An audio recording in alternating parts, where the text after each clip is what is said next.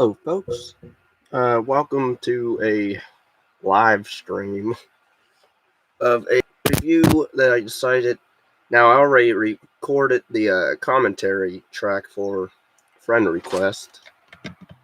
If you can see it, but yeah, I recorded a commentary for Friend Request. It's now being edited. I don't know when I'll post the actual video and put it on BitChute, but I already reviewed this movie on BitChute, so if you not watch my YouTube version of this one, go to BitChute. It's on there somewhere. I believe if I can delete it, but I'm gonna try to redo some of these reviews. But yeah, Friend Request. I saw trailers for it. It was meh. I saw reviews for it, which after watching it, I don't get the hate that the movie deserves, or it doesn't deserve. I should say it doesn't deserve it.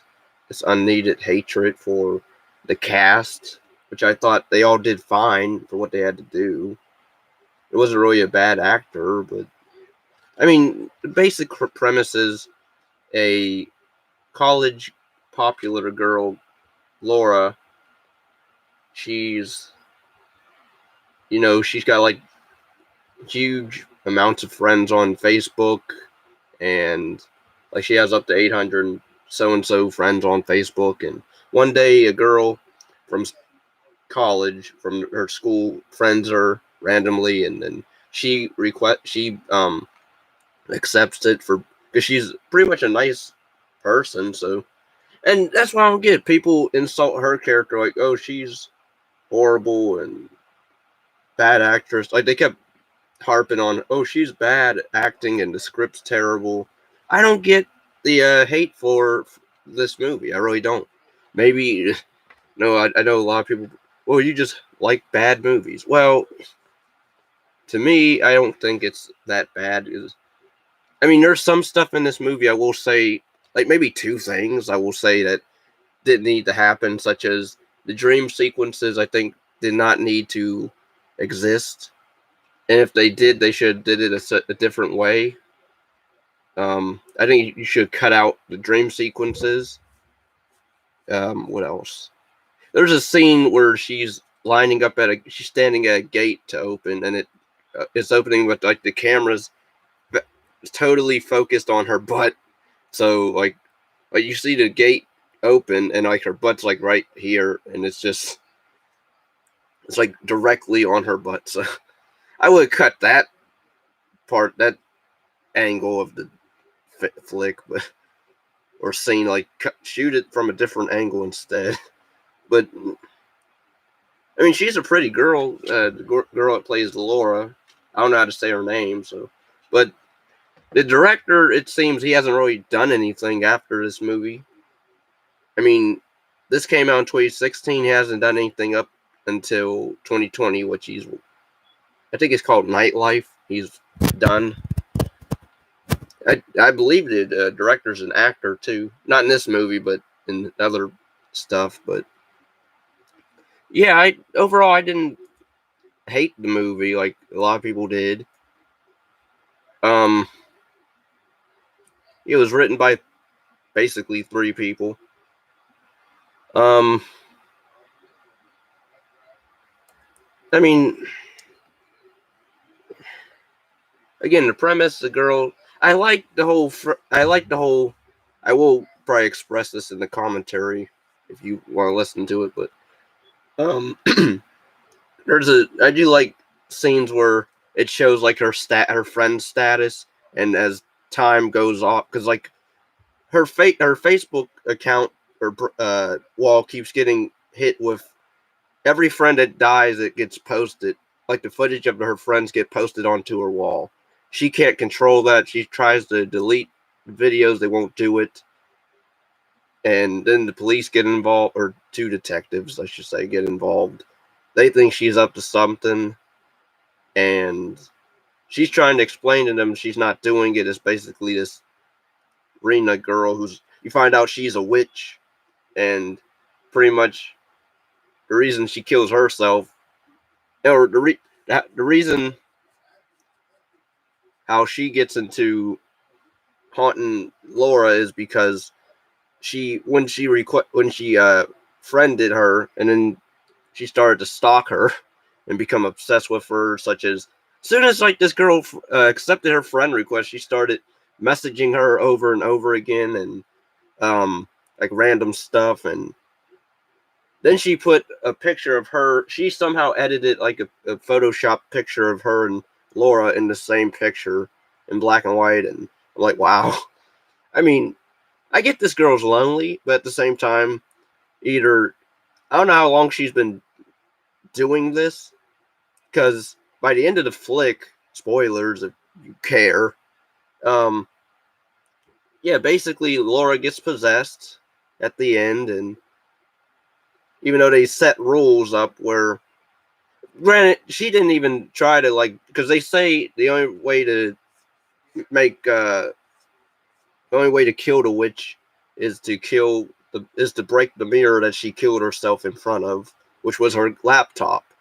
And they go there to this place where it is at the end, and she just sits because she's been stabbed at this moment, and like she just sits there and stares into the screen. And then I'm like, I think you need to start smashing that thing and get this over with. But no, she just sits there, and then she's into this other dimension, and then she turns around, and then we get the jump scare, and then she's possessed at the end, and then it shows her as the lonely girl who has no friends now, and she's um she has like green eyes at the end, so she's pulling a Tiffany, see the Chucky, and then it ends. And so uneventful ending, I will say, because they built up.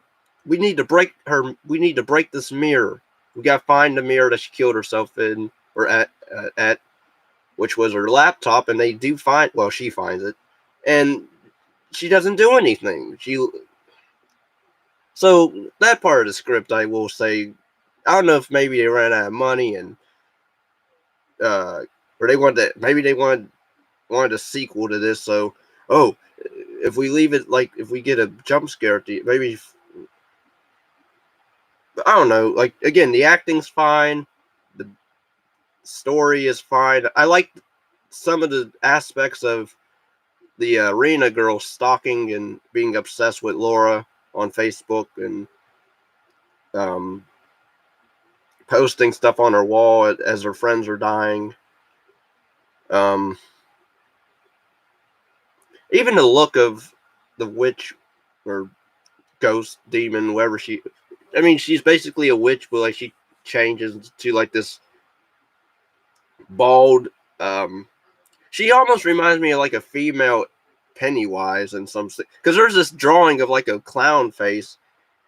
I don't know if maybe that's what the design of the monster of her was supposed to look like, as a goat, as a clown-ish it type thing. But I don't know, like they kept focusing on this clown. Oh, it looked like a clown face to me that she drew. And then you get like maybe one. To me, there was a cool, creepy scene with the camp, in the computer lab, where one of her tech friend is trying to do research on the arena girl, and all the computers wig out, and they they flash on and off. You see like you see Arena's face as like a demon or monster on them, and then you just like you get quick glances of her, or glimpses. You get quick glimpses of her as whatever entity she is, and so I do like the fact that they don't just full out show her until the very end. But then even at the end, she does like this, like she jumps at the camera, so you don't really get to see her because she jump scares you, and then it ends. I don't want to say depressingly, because a part of me is hoping maybe it's not as downbeat, because it's just if she takes control of her body.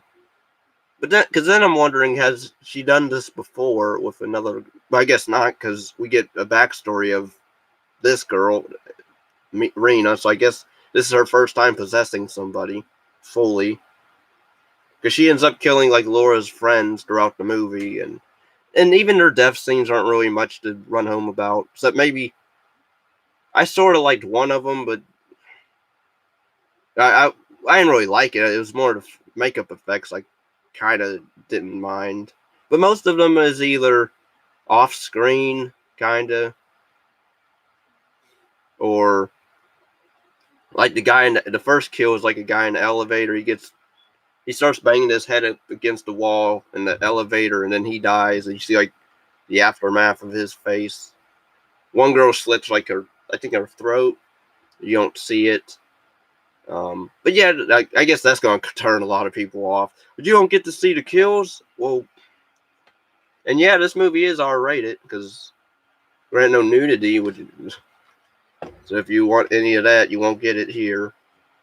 I didn't make a joke of this movie. The lead character's name is Laura, and the character in Unfriended, the dead character in Unfriended, who's haunting people, is Laura. So this is sort of like a prequel, if you think about it, to Unfriended, because Laura Barnes in Unfriended kills herself because people, because of a video, it went viral, and then she becomes a ghost and starts killing people. So I mean, you can sort of watch this with Unfriended if you want to. I would, because it sort of creates another you know, maybe because she ends up lonely at the end, because basically Rena's whole mission was to make Laura have no friends because she unfriended her, so she turned against her, and that's why she's killing all of her friends and posting them on her wall so other people will hate her and not like her. So I mean, I know some people are like, well, why is she killing people? Why isn't she not killing? How come she's not killing the main character? Because she wants her to live and she wants her to be lonely and miserable and not cared about at all. That's basically it. So, and I don't know if I can't really sympathize. I mean, I sympathize with the fact that she's very lonely, because you find out even when she was in her, like her mom, I guess, I think she was also a witch or something, or there was something with a fire, and like the mom was burned severely, like really bad, and Rena she was still inside of her, so I think the mom was I think she was dying I can't remember how they explained it, but it was a lot. It went with the story, is what I'll say. I'll leave it at that. But yeah, overall, I don't hate the film. I think it's a decent flick. The stuff I liked was the I liked some of the psychological stuff that they did with Laura, and I liked the friend status where it kept lowering her numbers. The acting was fine. The story, other than the ending and the dream sequences, should have been cut out. Makeup effects is fine. Yeah, overall, I would say this is probably like a time waster if it's not no Conjuring or anything like that. Or so yeah. Don't worry, I will be back with another review soon. I don't know when, but yeah, I'm going to end this now. So, stay safe, take care, and peace and love.